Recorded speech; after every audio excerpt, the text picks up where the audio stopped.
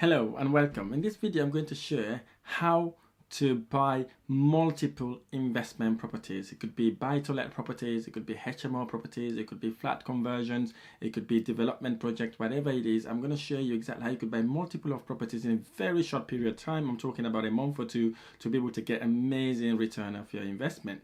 Again, my name is Rahim. I started my property investment journey from zero to building a multi-million pound property investment portfolio in a very short period of time, and I know exactly how to buy multiple properties to ensure it gives you better return on investment, properties that have great capital appreciation, great cash flow, and it will make you earn lots of money that would either enable you to quit your job, obviously if you love your job, stay on your job, but make ridiculous amount of passive income whilst helping the housing demand in the UK. If you like this video or any of my videos, don't forget to hit the like button below. Subscribe to our channel for more of these amazing tutorials. So let's get to it. I'm going to share with you today how you could really buy multiple properties in a very short period of time, and that will generate you a better return on investment. It could generate you lots of money, obviously, because you're buying these properties at discount.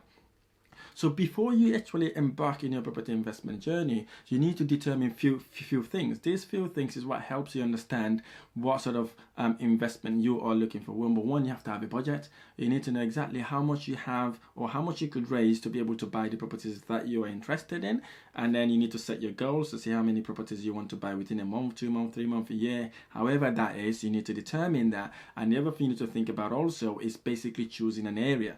Choosing an area is very important because you want to choose an area where there is lots of properties or lots of stock, we call it, because you want to buy multiple of properties in one specific area. You need to look for an area or town, city, wherever it is you are investing that have lots of stock. For me personally, I look for anywhere or any city that has a 100 properties plus. If it's got anything less than 100 properties, I will not look at that area for that specific property, because obviously it's not enough stock for me to go around and have a look to ensure I get better return of my time as well as my investment, because I want to buy a portfolio in that area. Could be maybe 3, 4, 5 or maybe 10 properties. So you want to make sure you have enough stock to actually look into. So what I'm going to do now, basically I'm going to jump onto my computer to work out areas that we could get lots of stock and properties. So I'm going to be looking at 3 cities. Newport, which is in South Wales. Newport, the reason why I like Newport or I look at Newport is because last year Newport saw a 15% rise on the property market. Prices of properties went up by 15%. So if you're interested in Newport, it could be a good investment area. The second area I'm going to look at basically is Newcastle. Again, Newcastle is a very good city, big city, northern city, and the capital appreciation is really good, as well as cash flow. The third city I'm going to look at is Liverpool. Liverpool, explain itself to yourself, is a massive city, very vibrant, and there's lots of things going in Liverpool. So I'm going to look at these 3 cities, and then we can determine then which city based on stock level we would look into and invest our money in. So let's jump onto the computer and see how we may be able to help. Right, so now I'm going to jump on my computer. So what we're going to do now, basically, before we do anything, there are some various platforms that we go and look for stock. You could look at Zoopla. I like Zoopla because they got lots of properties. You can have Open Market. Open Market also is a very good property website that you could look into. But I like Rightmove. The reason why I like Rightmove, I use Rightmove 90% of the time, is because Zoopla has 95% of the UK property market on their website. So basically they are the biggest in the UK. So if you hit Rightmove, you may have hit 95% of the stock within the UK. So I like to use Rightmove, and in this example I'm going to use Rightmove so you can see exactly how you can search for these properties to understand the stock level in your investment area and see whether you may be able to invest in one of those cities. So let's jump onto it. So what you do then, basically you go onto Rightmove, rightmove.co.uk. Once you've hit that and you hit enter, it takes you to a dialog box page, and that page also allows you to put your city, postcode, whatever you want to put in to actually search on your investment area. So now we're going to start with Newport. I'm going to put Newport here. as you can see here, it says Newport, South Wales, and what I do, I hit the for sale button. The for sale button, once I've hit the for sale button, it takes me to a dialog box. This dialog box allows me to filter on what sort of properties I am interested in. Usually, as an investor, I'm looking at properties that are under £200,000. The reason why I choose under £200,000 is because that's where my sweet spot is. I'm not saying £300,000 or £400,000 is not a good investment, but for me, that has worked really, really well, and I do not need to have heavy startup costs to be able to invest in properties. So hence the reason why I'm looking at anything under £200,000. So what I will do in this example, I will go for even £180,000. I'm looking for properties that are below £180,000 because that's where my sweet spot is, and these are the sort of properties I can go in and add value and get greater return on my investment. So what I'm going to do, I'm going to filter that to 180,000. And again, when it comes to number of rooms, I like 3-bedroom houses. Bear with me here. The reason why I like three bedroom houses is because with 3-bedroom houses, if the family get extended, they still stay in your house, right? If they have a boy and a girl, they've got 2 extra bedrooms, they can both occupy those bedrooms. But if they're in a 2-bedroom house, basically, once they've got another son or another daughter, and once they've grown up, they'll be moving away because the house is not big enough for them to accommodate 2 extra kids. So again, hence the reason why I like three bedrooms that would allow me to have long-term tenants. And again, I only look at 2-bedroom houses if there's a potential to add an extra bedroom. Okay, if there's a potential to add an extra bedroom, I'll look into it, but I predominantly focus my energy and my effort from starting off 3-bedroom properties, because I know the minimum of 3 bedroom, there's a potential to add another extra bedroom. It's a benefit to me. Okay, so what I'm going to do, I'm going to filter that to 3-bedroom minimum and 3-bedroom maximum. And again, as you can see here, there are options to choose houses, flats, bungalows, land, commercial properties, but I like to choose houses. Again, the reason why I choose houses is because houses are usually freehold houses, okay? Freehold houses are houses that you can buy. You don't have to pay anything to do with lease, basically. Whereas leasehold properties, you'd have to pay for the lease, to extend the lease, you have to pay ground rent, you have to pay service charge, you have to pay maintenance. There's so many stuff that you pay when you buy a leasehold property, especially if you buy in a flat. Again, that's the reason why I don't buy flats, because of all this caveat that comes with it. If I buy a freehold property, it's mine. The only thing I need to worry about is to pay my mortgage and my building insurance. Hence the reason why in this example, I'm going to choose houses.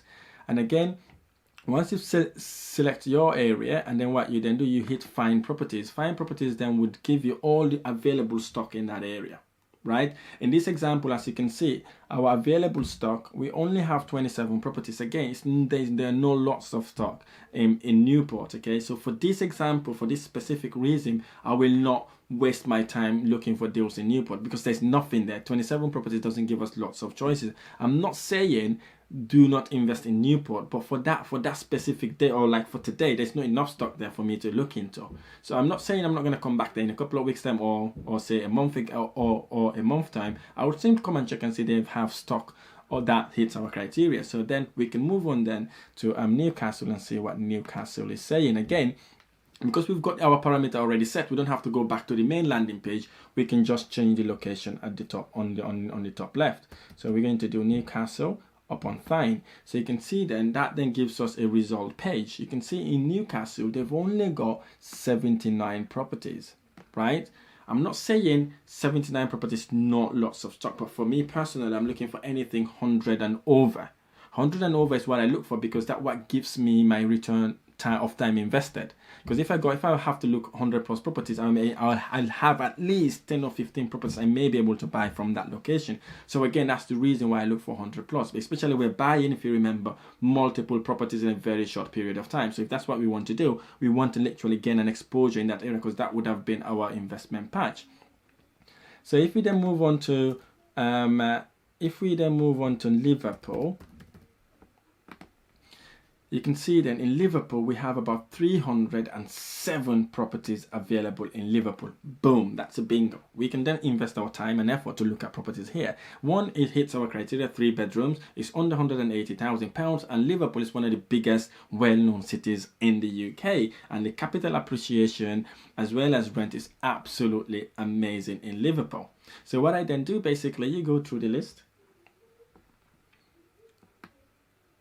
you see what the properties are. But before I go through the list, what I do basically, I look for the lowest price listed instead of the highest price. So what I do, I filter it to lowest price. With this lowest price, it gives me options of the cheapest properties in that area. This could be auction properties, it can just be normal properties, whatever it is, I've got that opportunity to actually see it. So what I then do, I'm going to scroll down and I look for properties that I can add value to. Anything I cannot add value to, I tend to pass on it, because I'm here to add value, not just to follow the mass. Okay, I want to add value, so I may be able to recycle all my investment out, or at least pull some of my investment out. And also, I don't buy shared ownership, because shared ownership mainly focuses on you buying the property to actually live in. So I'm going to go down. As you can see here, there's another property here, 60,000 Wentlock Road. Again, this sort of properties are properties that we could add value to. You can see it needs love, it needs renovation, it needs something to be done with it. Again, you can go then and buy this property at auction.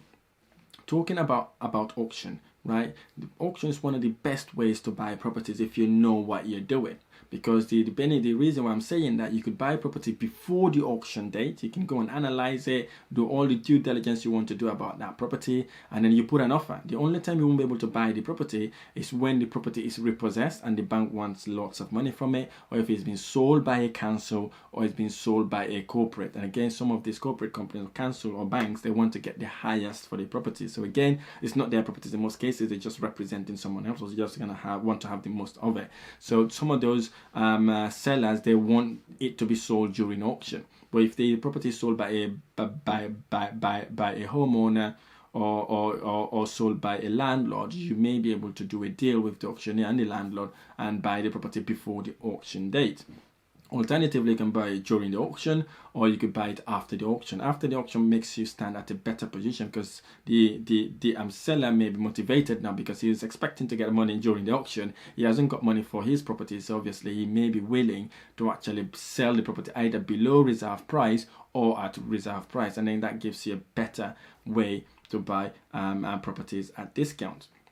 So once you've done that bit, then what I also do, I want to see the properties have been on the market for a very long time. So what I do, I go to oldest listed. So once I go to oldest listed, this gives me the amount of properties that's been listed there for a very, very long time. And again, I'll talk you through why I like this method, because this helps you get purchase lease option deals, and obviously lots of opportunities comes to buying properties that have been listed for a very long time. Again, if you're interested of me talking about purchase lease option and explaining what it is, how it works, how you can secure deals as a purchase lease option, comment on the link below, or send me a message via Facebook, Instagram, LinkedIn. I will be able to share something about purchase lease option. So then what we then do, basically we go down and see the properties that we're interested in, and properties that we can add value to. You can see this one here has been listed since June 2021. It's been there for a very, very long time. Again, there's an opportunity there, massive opportunity to get that property below market. And then you can see some of these properties here have been there for a very long time. Look at this one, has been there since 2020. Again, it's an opportunity to go out there and get that property. Again, I'll talk about this once we get to the next part of looking at this analysis. So now we know our investment area is Liverpool, right? We've put our figures, we know how much we want to invest, right? And now we need to talk about basically how we're going to secure these properties, because if you remember, we want multiple properties. Okay, we want multiple properties. We want to buy them in a very short period of time. We have chosen the town to be Liverpool, and we've looked for discounted properties, or we looked at places where we could get discounted property. The other thing we need to determine, once we know where we're investing, we know what the stock level are, we need to approach the agents, right? We need to approach the agent and find out about the property. Suppose we're interested in buying the property that we just looked at, we will ring the agent to find out basically about the property, why the vendor is selling, how long it's been on the market, whether they want a quick sale or whether they don't mind to go through the normal traditional process. That then helps you determine how much offer you could put for that property. Because once you find out, you literally do some diggings, you will know why they're selling. I know the agent, sometimes they are restricted with information they give you, but if you build a relationship with them, they may be able to give you hint and tips to understand why the vendor is selling. Normally they will tell you why the vendor is selling. The only thing that they don't tell you is how much offers or how many offers or how much offers have been put at that specific property. But you can gauge that by trying to probe them so you understand exactly what the highest offer is. The second person you need to contact them once you've seen those properties, if they're online, is the auctioneers. Auction is the best place, one of the best places to buy properties. I buy lots of my properties from auction. So what you do then, you go there, ring the auctioneer, find out about the property, why the vendor is selling, how long the property is on the market, how long the property has been vacant, and if there's any caveat about the property. And then the good news about auction also, you can go into the website, register yourself, and you'll be able to get the legal pack. And the legal pack gives you all the information you need about that property to do your due diligence. You can go there and then obviously know what the property is about, whether it's a freehold, leasehold, what the condition of the property is, etc., etc. And then you've got the option then either to buy it before the auction, by negotiating to buy it maybe below reserve price or at reserve price, or you could buy it during the auction, right? Or you can buy that property after the auction.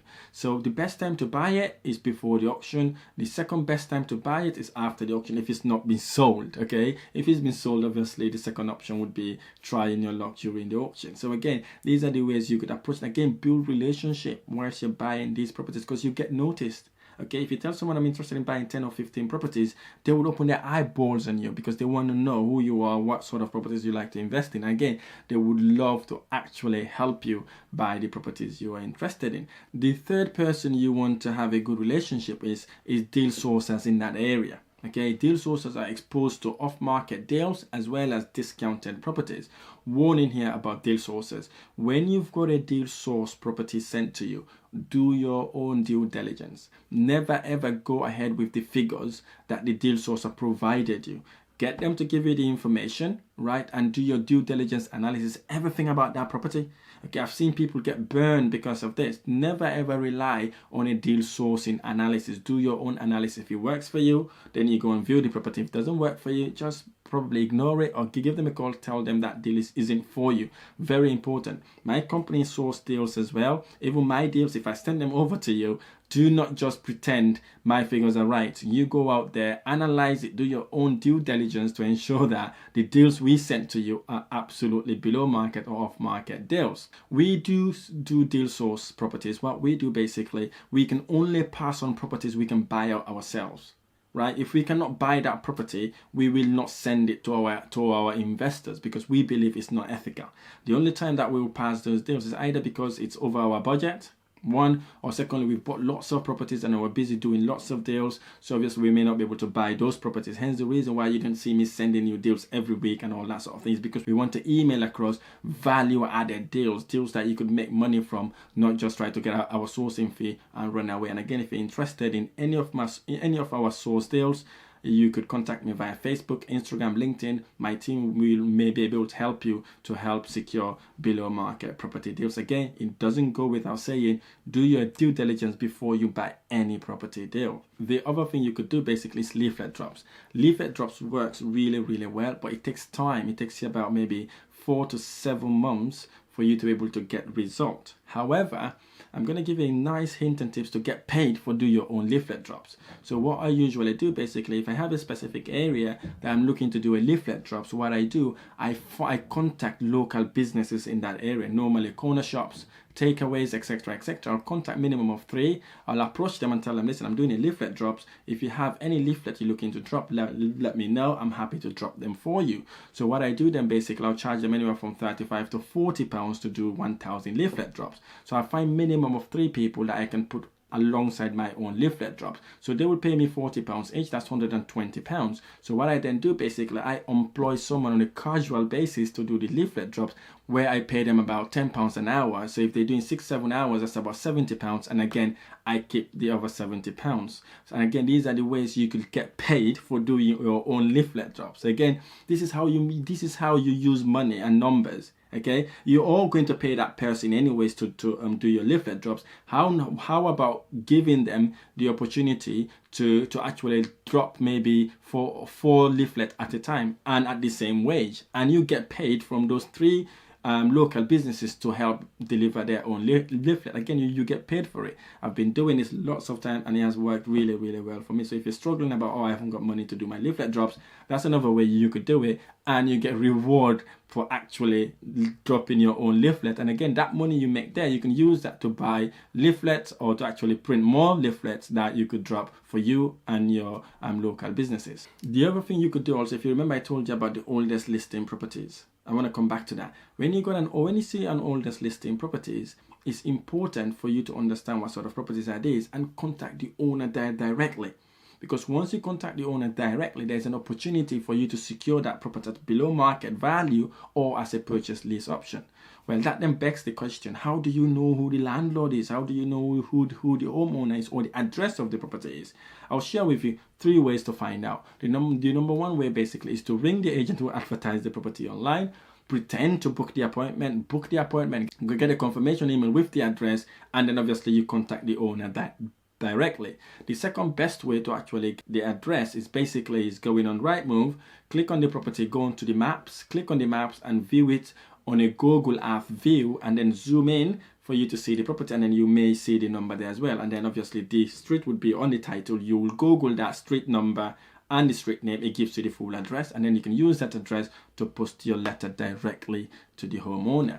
The third way you could get the address for completely free, if the property is in auction, is to go onto the auction website, register yourself, download the legal pack, you look for the document that has title registry on it. So you use that title registry, you download it, look at that document, you'll see the owner's address if it's different to the property address, and again you can send a letter either to the owner's address or to both addresses. So these are the ways you will actually get the addresses. And then if you're doing leaflet drops, instead of doing leaflet, you can then put a letter on top of that, get that guy to go and drop it off for you, or you can buy a stamp and post it. It goes directly to the owner of that property. I really hope this is making sense and you're learning on how to secure multiple properties. The second way to buy multiple of properties in very short period of time is to use something we call OPM, to use other people's money. Suppose you want to buy £100,000 property. Instead of putting £100,000, you can approach the bank or the mortgage companies to actually lend you 75% of the value of that property. So if that property is £100,000, the bank will lend you 75% of that, which is £75,000, to actually buy that property. So then if you have £25,000, you'll put that £25,000 to buy the property. Let's say you haven't got £25,000 to actually buy that property. You can again go to a different bank, get a loan, and then put that down as your deposit, and then the other bank will be able to lend you that money to actually buy that property. What you need to bear in mind here, basically, you'll be paying interest for the mortgage itself, and you'll also be paying interest for the 25% you've lent from another bank. And if you haven't got a bank, you can use family and friends, okay, to actually raise that 25%, or you can use college friends, whoever you've got in, whoever you could tap into, find out who those people are, and then try to raise money that way.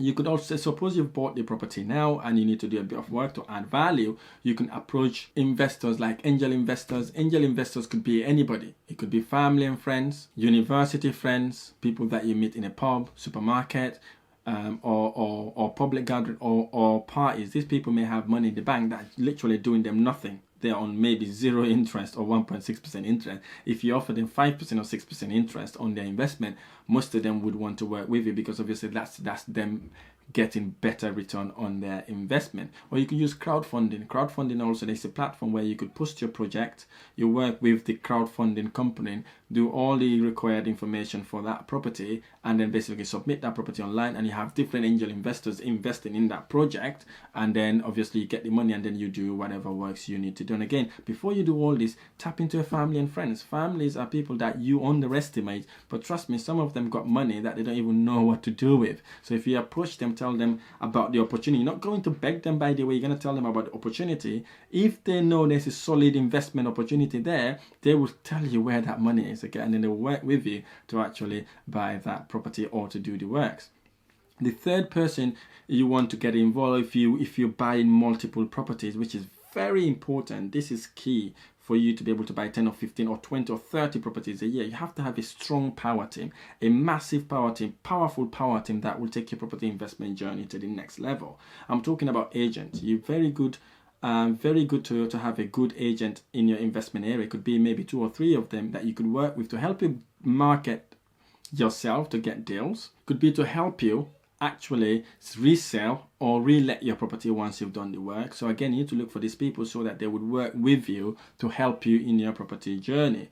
The second person you need to look for basically is a mortgage broker. Mortgage broker are the people who go out there, look for you for the best rate on your investment. Again, very important to have someone like that because they would help you basically get the best interest rate for your property. Solicitor is very important. They help you with all the legal work to purchase the property because they need to do all their due diligence and all that stuff, and you need those people there. And you need your accountant if you're buying in a company name or limited company because you want to know whether you're buying the property in a tax efficient way. So that is very important. Your tradespeople, again, is very important to have tradespeople. Tradespeople, they are the core to your property investment journey. I don't go for one tradesperson. I go to 3 or 4 tradespeople just in case if ever one of them let me down, I have someone else to actually do the work for me. And then the handyman is in the heart of the business. The handyman, especially if you're managing these properties, the handyman is the one that goes in to check minor repairs and maintenance. Say a door is broken or a pipe is leaking or something minor is happening, they can go and fix that for you quickly to ensure it doesn't become worse. And if they cannot fix it, they will let you know you need someone specific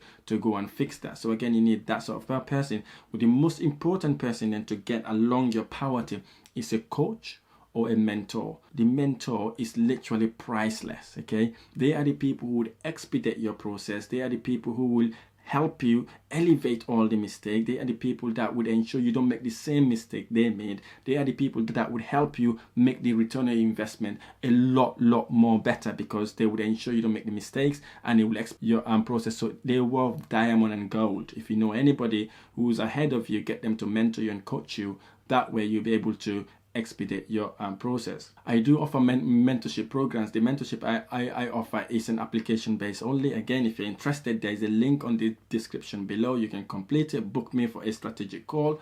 We can talk about how we may be able to help you take your property investment journey to the next level. The fourth thing you need to think about then is leveraging.